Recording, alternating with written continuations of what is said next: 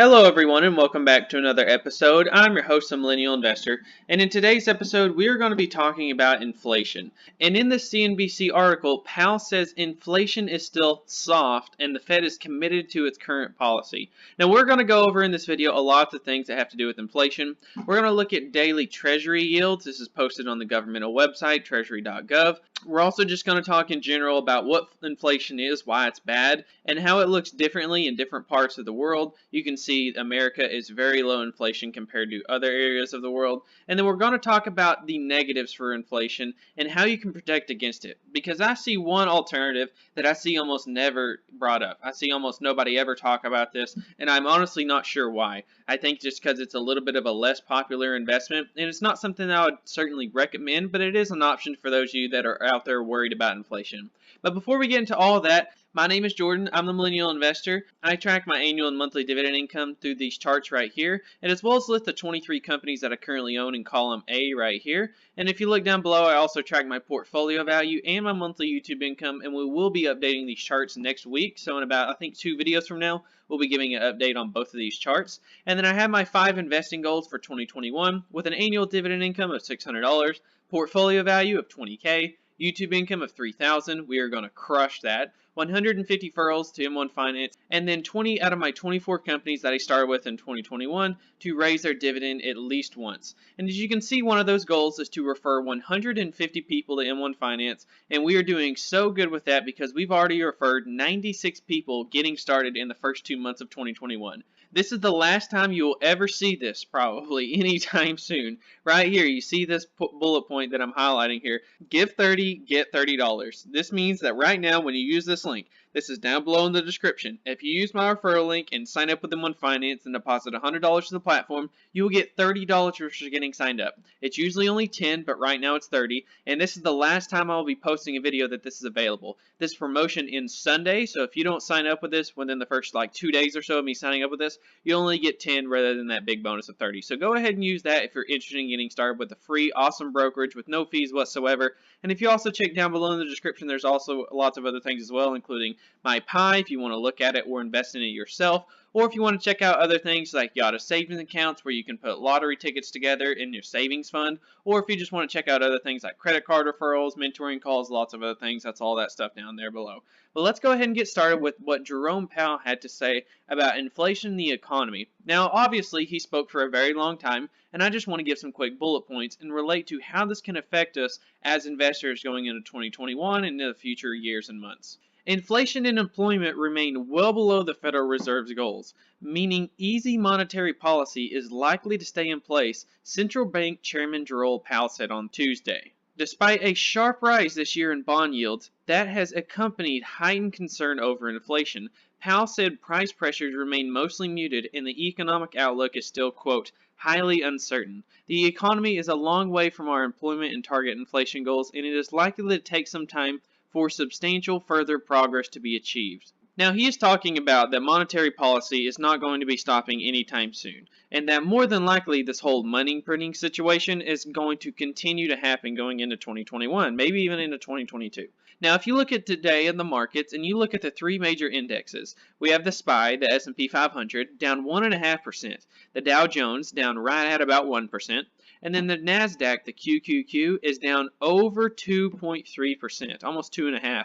And if you look at my portfolio today, how much am I down today? I'm down about 0.86 or about $93 and some change, and my portfolio has been very defensive in this environment. And even a lot of the last couple of days and red days, my portfolio has even gone up. So this is what I want to see. I want to see yields going up, and this is the official treasury.gov website. So this is the date going back in the month of February, from February 1st all the way down to today in February 24th. Now, if we scroll to the right here, let's look at the 30-year, because the 30-year is always going to be the most volatile, because it is the one that is the furthest out, and anytime there are changes with interest rates or anything like that, the 30-year is the one that will move most drastic. So if the 10-year moves half a percentage, the 30-year might move a full percentage, or whatever the case may be. So if you look, just at the beginning of February, just a month ago, it was 1.84, steadily uptrended to 1.9, to up to 2%, up to 2.1, and now we're up to 2.2, and it doesn't seem like it's going to be stopping anytime soon. And for me as an investor, if you're owning these stocks that are ETFs that own a lot of these bonds, so we're going to click Research tab here, we're going to click Funds, and we're going to click Bonds. We're going to click Domestic for the government in the United States. We're going to click Government. We're going to click Long Term. And this is all the 20 and 30-year Treasury bond ETFs like TLT, VGLT, EDV. And let's just look at how some of these are performing today. If you look at TLT, down 1.7%. And if you look at the month chart, straight line down. 3-month chart, straight line down. The same thing, let's look at the other ones that we were just looking at, like EDV, some of my favorite, Vanguard. On the day, down over 2%. On the month, straight down. 3 months, straight down. All of these are steadily downtrending. And the good news is that as an investor like myself, I intend on owning bonds in my portfolio. The only problem is in a situation like with this current environment, right now, bonds are the worst thing to be owning. Because if inflation does indeed take off, if what we're looking at here actually comes to fruition and inflation does start to take off, the Treasury bond is the worst thing to possibly own in a high inflation environment. Because let's go ahead and look at, say, for example, something like a VGLT, okay? That's another long-term Treasury bond ETF that we just looked at. Let's just say interest rates were to just take off. And over the next 5 years, they raise the federal funds rate to, say, something like 5%. This ETF would not only be going down, it would be going down drastically. You'd be looking at buying it, today at, what is that, $85 a share? And then 5 years from now, if that were to happen, you would be looking at buying this for, say, something like, I don't know, 40, maybe half the price. So if you're buying at today's levels, while you do get that steady 2% dividend yield, that is great, but your investment might get cut in half. So even if interest rates rise a little bit, even 1%, you're still going to be looking at a downturn. Because we have the 5-year chart here, and here we'll look at some other ones for comparison. Let's look at the largest one on earth that they have for a long-term Treasury bond ETF. They have the TLT, which is the iShares 20-year Treasury bond ETF. And let's look at the 5-year performance. Even just going back to 2018, when rates were just a little bit higher than they are now, not much at all. Right now today the stock is $138, and even going back to 2018, it was around $110. So a big downturn there. And that leads me to the question, is this a good thing or a bad thing for investors? Inflation, what is it? What does it cause? Is it a good thing or bad thing for investors? Well, basically, it's kind of a loaded question. Inflation is steady increase of prices of goods and services over time. You can see this is what a general cup of coffee cost over time, going back from 1970 all the way to 2019. The average cup of coffee would cost, say, something like 25 cents in 1970, and then in 1980, it would go up to 45 cents. 1990, 75, 2000, $1, 2010, $1.25, and then all the way to 2019, you would have $1.59. You can see how it's a steady uptrend in price for the same good. Now, I know what you might be thinking, is that a good thing or a bad thing? Well, steady inflation of something like, say, 1, 2, 3, maybe even up to 4% is steady and healthy for the economy. Usually 2% is what the Fed usually targets at. And if we look at this chart here, this shows the global inflation rate by country, and you can see that it varies a lot. Some of these countries like Brazil and Russia have inflation rates in the double digits. But if you look at a country like America, it has very, very low inflation. And right now, which I'll get to in just a second, we are having inflation rates that are under 1%. It's around like 0.8. And the reason for this is that it all is up to the government to control the money supply. Each government has their own system for how they manage the money supply, and the way that the United States is managing theirs is that for now, inflation is extremely low. The recession hasn't helped one bit, but things could quickly change with the new monetary policy like we were just talking about with Jerome Powell. Things could really pick up on terms of inflation. Now, there are negatives towards this, and let's look at the main bullet points here of what could cause investors worry over inflation. Now, the first one, and this is the most common, which you're even experiencing today, and that's uncertainty. Less people investing. People will start buying things like gold, a non-productive asset. Bitcoin, a non-productive asset. Things that don't create jobs and create wealth and help stimulate the economy. So uncertainty is never good for the stock market. Decline in competitiveness. If you have inflation, it can run a lot of these companies out of business. That's less competition. Fall in real value of savings. And this is the big one. If you look at the value of your savings account, if you put $1,000 in there, and if you wait and wait and wait and keep that money in the account, 10 years from now, you're still going to have $1,000. Nothing's going up in value. But if you own assets, if you own real estate, or if you own stocks, if you just own the S&P 500, traditionally your value of your investment is going to generally go up over time, and that will protect you against inflation. But if you just have money in an account, say a savings account, you will lose value because the value of the dollar is going down by the day. Menu costs. Now, this doesn't mean just like food menu. This basically means just prices of goods. Say, it doesn't matter if you're going to McDonald's, or it doesn't matter if you're getting your car fixed, or if it doesn't matter if you're going on tour or going to rent out an Airbnb. It doesn't matter what the cost is. Generally speaking, the price of all goods and services will go up, which means your buying power will be worth less. The boom and bust economic cycle. Usually this leads to a big wave up and then a big move downwards.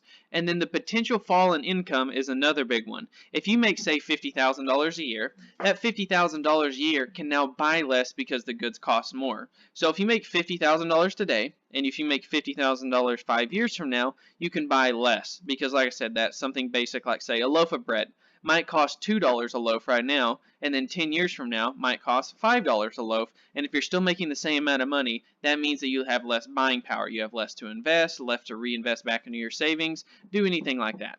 And then last but not least, they have the cost of reducing inflation. This is mostly governmental. The government has to try to come in and do deflationary actions, but regardless, these are all the negatives of inflation. And now I want to go over one of the options for hedging against inflation. Because if you talk about people hedging against inflation, you usually hear some of the same thing. You look at, oh, you need to buy gold, or you need to buy silver, precious metals, things like that. But that's not what I'm about. Because if you're buying a bar of gold, you are buying a non-productive asset. This bar of gold will not produce anything. If you have a bar of gold today and you wait 10 years, you'll still have the exact same thing, one bar of gold. It's non-productive. It's not like owning a bond where the bond will pay you interest, or if you own stocks, the stocks will produce earnings and reinvest back into those earnings. That's not the way that I would want to hedge against inflation. And now, once again, I don't want to say that this is what you should be doing, because hedging against inflation is something that I don't think you should be worrying about now, or maybe not even worrying about for the next year or two. This is just if you are really that worried, if you want to keep some cash on the side in case you are worried about this environment, then this is one of the options that I would recommend doing for someone that is severely worried about the future. What you can do is you can buy a Series I savings bond, basically an I bond. And now when people look at this, the I, they typically think just a regular savings bond. Okay, this is just like keeping money in a savings account, right? And that's not the case at all. The Series I literally stands for inflation. They're basically an I bond. And when you buy these, they will match a fixed rate alongside the inflation rate. So what we're going to do, we're going to click, where is it? We're going to click how do I bonds earn interest right here. Which, by the way, I should have mentioned, this is on treasurydirect.gov. This is the governmental website for the United States. This is where you can buy any and all things bonds and things like that. So if you look at this, this is all real numbers. Once again, a governmental website, fully trusted. And you can look more into this, but I just want to give you a basic rundown of what this does.